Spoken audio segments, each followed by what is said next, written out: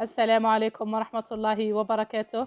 نقول لسمية سماش ألف مبروك ألف مبروك، وإن شاء الله بالبنين إن شاء الله.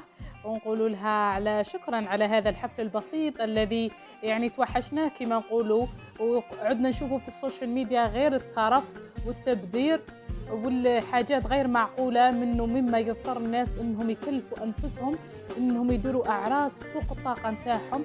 حتى البنات عاد تحب تعاند هذو تاع السوشيال ميديا اللي يزخوا عليهم، هما راه غبا يطلعوا مشاهدات، ولكن هذا الحفل يعني انعكس على شخصية سمية، انها اثبتت في هذا الحنة نتاعها، البساطة نتاعها، يعني انه العرس تاعها حضروا فيه الاقارب، وما كانش فيه هذاك الترف والتبذير اللي تعودنا فيه على السوشيال ميديا. شاهدوا الفيديو الاخير، مدونا رايكم في سمية سماش. مع السلامة في فيديو قادم.